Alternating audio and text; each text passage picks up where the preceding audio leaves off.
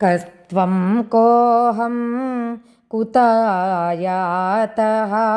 కామే జననీ కో మే తాతః ఇతి పరిభావాయ సర్వమసారం విశ్వం త్యక్త్వా స్వప్న విచారం.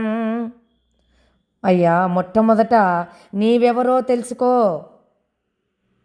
నేనెవరినని నువ్వు శోధించు. ఎక్కడి నుంచి ఇక్కడికి వచ్చాను? ఎక్కడి నుంచి నువ్వు ఇక్కడికి వచ్చావు? నీ తల్లి ఎవరు? నీ తండ్రి ఎవరు? ఈ విధంగా శోధించమని చెప్తున్నాడు రమణ మహర్షి. అంటే నిస్సారమైన, ఏమని మాత్రం ఫలితం లేనటువంటి స్వప్నం లాంటి ఈ విశ్వాన్ని గురించి వ్యర్థపు ఆలోచనలు కట్టి పెట్టేసేయి అంటున్నాడు. కలలో వచ్చిండేదాన్ని, ఆ కలలో ఎవరు వచ్చారు, ఏమేం చేశారు, దాని గురించి అదెందుకు ఇదెందుకని విచారించడం వల్ల ఏమి ప్రయోజనమో తత్వ విచారణ చెయ్యి అని చెప్తున్నాడు. నిన్ను నువ్వు తెలుసుకో అంటున్నాడు ఈ యొక్క రమణ మహర్షి. నేను ఎవరు? నేననేది ఒక వస్తువా? ఈ దేహమా? ఈ ప్రపంచమా?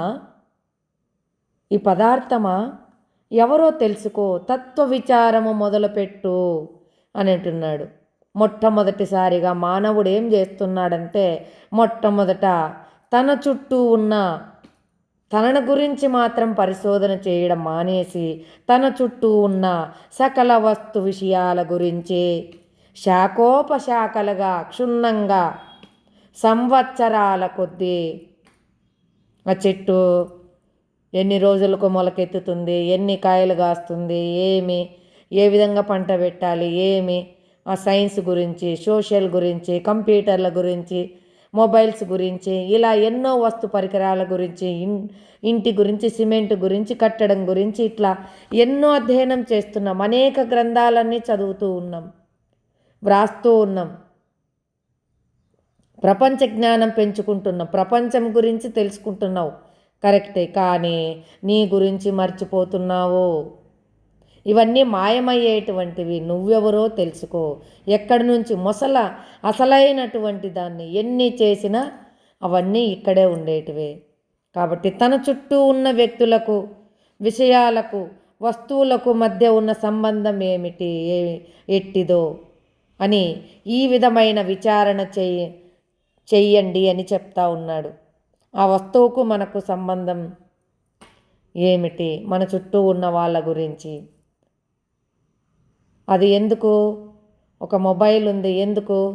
మనం వాడుతున్నాం, ఫోన్ మాట్లాడడానికి వినియోగిస్తున్నాం. బండి ఉంది, మనం ఎక్కడైనా ట్రావెలింగ్ చేయడానికి. ఆ విధంగా ఈ శరీరంలో ఆత్మ శరీరం అనేది ఉంది.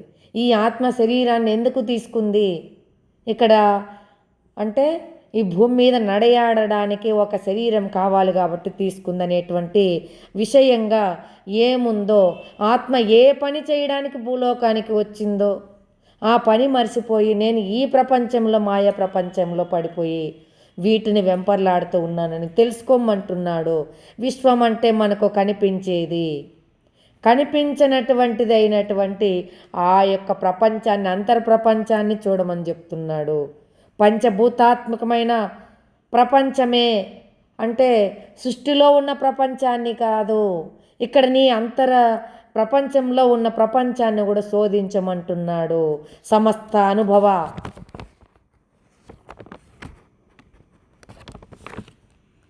ప్రపంచం కూడా కలిసి ఉంది.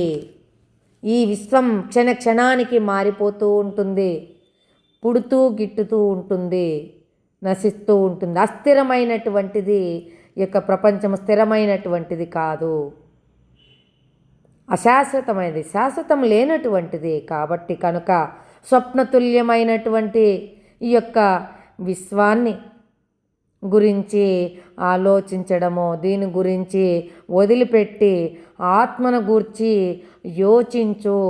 నీకు అందులో పరమార్థం ఉంటుందయ్యా. నువ్వు జన్మ పొందేదానికి జీవిత పరమార్థాన్ని తెలుసుకునే ప్రయత్నం చేస్తావు. ఈ జన్మలో కాకపోయినా ఏదో ఒక జన్మలో తెలుసుకుంటావు అని మనకి తెలియజేస్తున్నాడు. శ్రీమాత్రే నమః.